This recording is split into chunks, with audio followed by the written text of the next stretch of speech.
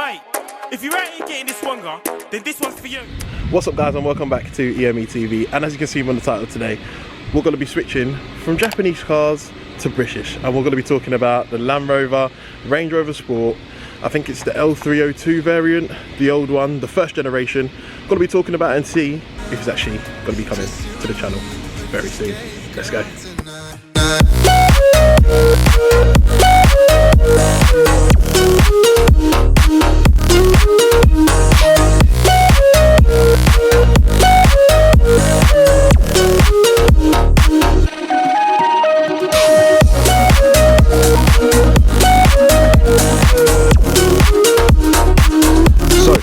Here it is, and for those new here guys, welcome to EME TV. On this channel we usually talk about everything Jap, i.e. Hondas. However today, thought I'd branch out and go a bit British today. Well, what do you think of this thing? This is a 2006, I believe, 56 plate Land Rover Range Rover HSE model. This is the 2.7 litre variant with the TDV6 engine, I believe, diesel. This engine came with couple of different variants. I think you had the 4.4 litre as well, which I believe was a supercharged, and I believe there's one other engine, but you guys will obviously notify me in the comments as to what engine it was. I can't remember off the top of my head, but I believe they call this the L320 or 02 or something like that. It's the first generation anyway, and I think it is still a stunning thing. If we just look at that, I think they're completely lovely still great presence on the road still, especially with those. I think you always have to get them with the side skirts. With the side skirts gone, it just brings out the stance of the car and makes it just so much wider and not aggressive but dominant on the road still. And obviously after this variant we also had the new variant now, which obviously a lot of people have, and obviously Land Rover, Range Rover, they're obviously the pinnacle of luxury, especially in Britain here, with a lot of people in the UK here, with a lot of individuals and a lot of people turning to them for, you know, luxury sort of family motors, and you know, even people who don't have families seem to love them as well. And me being one of them, I don't necessarily have a family at this stage in my life, but I absolutely love them. And why I do love them even that bit more is because even this is the first generation.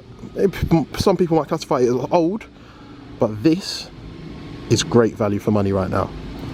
At the moment, these things here are knocking around 3 to 4k on the UK market on Auto Trader right now. Granted, they're going to be ones with over 100k, maybe categorized this, that and the other, but come on guys, can you really disagree and say that this for 3k is not a steal? 4k. Think about what you can get for 4k. I mean, what we usually talk about with the Honda Civics, they're usually 4k, and you could possibly be knocking around in a Land Rover Range Rover Sport for the same price. I mean, it's crazy. So that's why I thought, you know, I'd do a little video on it to see, one, I'm actually in the market to find a 5-door car, because as you know, I've got an EP3 Type R and an FN2. And going in and out of the obviously front seats all the time, in and out of that car isn't easy for a guy of my stature as well. But I just love the cars, hence why I haven't changed them and don't want to part with them anytime soon. However, I feel like I just got to work that bit harder and try and find a 5-door that is convenient and great value for money. These, however, are great value. However, the running costs. The running costs in these can be extortionate. Obviously Land Rover, Range Rovers are known to break, as people know, but this is a family car, and this has my family, and this has we've had for, you know, probably over 7 years now, 7-8 years, maybe 10 years, and this has not once had any major issues. So that's why I feel, and obviously it's been maintained very well, so I think that's why I've kind of thought of this as an option to bring to the channel. And I thought I'd do a video on it to see what you guys think as well. But we're going to go for a drive in it, talk about why I think it's going to be a good addition to the channel, and you guys can let me know in the comments if you guys think that this should come to the garage and we should do some content on this. But anyway, let's get in the car, go for a drive, and let's see. Let's go. So yeah guys, here we are in the Range. First thing you notice, especially from somebody like me who's coming from a car like a Civic Type R, this is so much higher. So much higher. The driving position is just so far different. I feel like I'm on top of the world here. proper really good thing. And then here you obviously got, with this being the HSE model, I believe there were certain,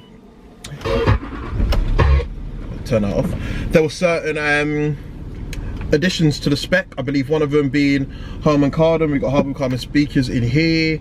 I believe one being the sat-nav, which is actually still decent, believe it or not, with this being 2006. However, obviously over time it can get a bit slower, but nothing that you can, you know, have any problems using. It's still pretty decent. I believe there are one or two things. I don't know if there's heated seats in here. This car being 2006 is quite impressive. Heated seats, I don't know if that was a thing back then in terms of additions for the HSC model. I believe they've probably come on all models of Range Rover. Here we've obviously got parking sensors as well. What else could it in here could have been an option? I don't really know, to be fair. But back then also, on the little stick here down in the middle, you've got the little driving modes. I don't know if that's the thing in all sort of 4x4s back in 2006, or that's quite impressive. Number of sort of hit the nail on the head. I know you've got snow, off-roading, I don't know, what is that? Desert, rock climbing. I don't know if anybody takes their car rock climbing, but hey, you never know. But yeah, back in 2006, well, this car really came out in 2005. I believe that was the first year that they released the L320, so pretty impressive if you ask me. But without further ado, less talking, more driving, so let's go. All right, so we're here driving around. First thing is that obviously I'm all for manual. I love my manual sort of boxes, but here the gear changes in this for a car that came out so long ago, it's pretty decent. You can't really feel it. It's not clunky, it's pretty smooth. Really enjoy it. I really like driving this thing because it's so like sort of relaxing, chilled. You're on top of the world as well. Whereas in my EP3 or FN2, it's always very hectic, because I feel like I get into that car and I'm just like, yeah, the little boy racer comes out of me and I'm just like itching to just put my foot down and make a lot of noise and fly around corners. Whereas in here, it's a bit more chilled. I can put my arm up, and you know, as years go on, this is something that obviously everybody will sort of want to do. Just want to chill. You don't really want to be going flat out all the time doing nonsense, which I seem to be doing quite a bit these days. Another thing about this car is that when you do put your foot down, even though this car weighs, I believe, around 2.5 tons, you put your foot down, it's still like you still feel it moving. It still feels like you're going fast, but you may not necessarily be going that fast, if you know what I mean. So I'll put my foot down to the floor now. It sort of pulls you back, and you know, steering wheel does it, and that's 30. So I mean, it's still decent. I mean, I think power figures for this car, it's a 2.7 litre diesel car as well, and as I said earlier, the TDV6 engine, I believe, which pushes out around 190 brake horsepower, but the torque figures on this, I believe, are over 400. So I think that's why you just get the thrust fullback, and it feels like you're going pretty quick, even though you may not necessarily be going that quick, because I mean, this car is a flipping like, I don't know what to call it, but it weighs over 2 tons, so you probably know what to call it in the comments.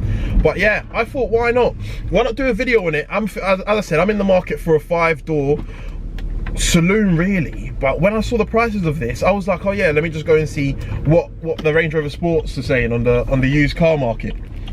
And when they're saying flipping under 4K, some of them, I'm like, what on earth? And another thing, see, when I did see that, I was like, imagine getting one. If they're 4K on the market, done up, HPI clear, should we do a little series where I actively go out and try and find a Land Rover on Copart and, you know, fix it up and drive it and see if they are an absolute money pit to try and keep on going?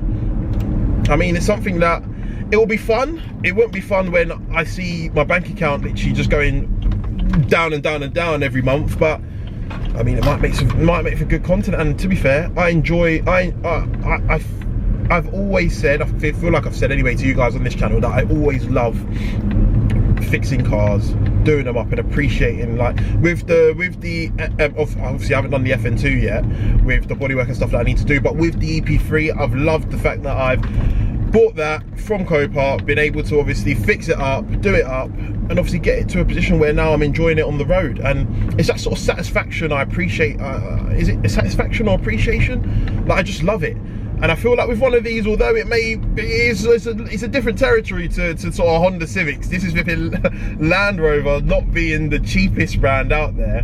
However, it's still got to be fun. And for something that, you know, I can coast around in and waft around in and, you know, just enjoy myself and be at comfort. Especially this ride. And another reason why I enjoy driving this ride is a lot comfier than any Civics out there. So, you know, it's a thing that I'm sort of up and down with. I don't know whether to do it. Obviously, I've got the Honda, the EP3 and the FN2. Do I have to part ways with one of them to obviously make this sort of possible? Should I go out and just get one from auction and bring it to the channel and then we fix it up over time? I don't know. I really don't know, but all I know is it's got to be fun. I'm gonna enjoy making content on sort of Land Rovers and fixing them up and stuff. And I hope you guys would too if I did choose to do so. But if you guys feel like I need to sort of branch out, I know I'm making a lot of Honda content, which is something that I really enjoy doing. If you feel like you want me to branch out and do other stuff and obviously bring other cars into it, I know I'm starting my cars under £1,000 sort of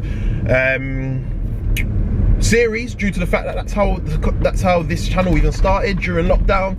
I thought, you know what, I want to start trading cars. I love cars. Why am I just sitting at home doing nothing when I can buy cars, sell them? And you know what, I'm just going to document the experience doing so. And in turn, the cars that I do buy, and I'm going to buy usually every single car, hopefully every single car that you can get under £1,000 will be documented on that series moving forward. I can then say my thoughts on the car, give my experiences of using the car and help anybody out there who's sort of in that range, looking for a car and doesn't want to spend too much money. You know, I can give your thoughts on what I think about certain cars that are on the channel. So, you know, but if you guys do feel like I can sort of branch out and bring a bit of British culture to the channel and obviously dive into one of these and see how it fares, then you guys let me know in the comments. Like I said, I'm always down for you guys putting in the comments what you want to see, because at the end of the day I want to make content that you guys want to watch. And yeah, and you know, it works both ways. I want to give you guys content you watch it. Obviously thumbs up as well, subscribe if you're new, and yeah, we just keep this party moving forward. So guys, anyway, I'm literally wafting on now. Wafting on? I am wafting, but I'm literally blabbing on now, because I literally don't know what to say, apart from if you guys do want to see a Range Rover on the channel and me document it, then you guys let me know in the comments. But without further ado, guys, I appreciate, as I say, I appreciate every single time you guys click on these EME TV videos to watch. Thank you so much. I can't believe I'm almost at this point, I'm almost at 400 subscribers, which is pretty, like, wow, fair enough. I mean, I didn't expect to get that far, but I have, and it's the thanks to you guys watching it on the other side of the screen. So thanks a lot for that. If you could, please like and subscribe if you haven't done so already. Join the family, and yeah, guys, I will see you guys on the next one. Peace. Mate, if you ain't getting this one, then this one's for you.